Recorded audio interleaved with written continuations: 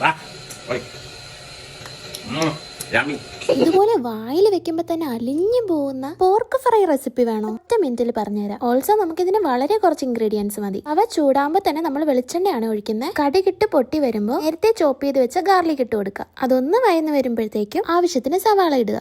കുഞ്ഞുള്ളിയാണ് best. നമുക്കിവിടെ സവാള ഉണ്ടായിരുന്നുള്ളൂ. സവാള ഒന്ന് മൂത്ത് വരുമ്പോൾ ആവശ്യത്തിന് ഉപ്പിട്ട് കൊടുക്കുക. സവാള ഒന്ന് മൂത്ത് വരുമ്പോഴത്തേക്ക് അതിലേക്ക് കരിവേപ്പില, നേരത്തെ ചോപ്പ് ചെയ്ത് വെച്ചൊരു 3 വലിയ പച്ചമുളകും ഇട്ട് കൊടുക്കുക. അതൊരു ലൈറ്റ് ബ്രൗൺ കളർ ആകുമ്പോൾ എത്ര ക്വാണ്ടിറ്റി പോർക്കാണോ ഉള്ളത് അതനുസരിച്ച് ഇവിടെ നമ്മൾ 2 സ്പൂൺ മുളക് പൊടിയാണ് ഇട്ടത്. അതിന്റെ കൂടെ ആവശ്യത്തിന് മല്ലിപ്പൊടി ഇട്ടിട്ട് നന്നായിട്ട് ഇളക്കുക. അതൊന്ന് മൂത്ത് വരുമ്പോഴത്തേക്ക് അതിലേക്ക് ഗരം മസാല, പെരിഞ്ജീരകം പൊടിച്ചത്, പിന്നെ വളരെ കുറച്ച് മഞ്ഞപ്പൊടി, ഇത്രയും ഇട്ട് മസാല നന്നായിട്ട് മൂത്ത് വരുമ്പോൾ നമ്മളിവിടെ നേരത്തെ വേവിച്ച് വെച്ച പോർക്കാണ് ഇട്ട് കൊടുക്കുന്നത്. പോർക്ക് ഇട്ട ശേഷം നന്നായിട്ട് മിക്സ് ചെയ്ത് കൊടുക്കുക. മസാലയും പോർക്കും തമ്മിൽ നല്ലൊരു കണക്ഷൻ ഉണ്ടാവണം. അത് നല്ലപോലെ മിക്സായി വരുമ്പോൾ അതിലേക്ക് ആവശ്യത്തിന് കുരുമുളക് പൊടി. ഓരോരുത്തരുടെ സ്പൈസ് ടോളറൻസ് അനുസരിച്ച് നമുക്ക് കുരുമുളക് പൊടി ഇടാം കേട്ടോ. കച്ചപ്പിന് കുറച്ച് മസാലയും കൂടെ ഇട്ടിട്ട് നന്നായിട്ട് മിക്സ് ചെയ്യുക. ഇതിൽ നമ്മൾ തുള്ളി വെള്ളം പോലെ യൂസ് ചെയ്യുന്നില്ല കേട്ടോ.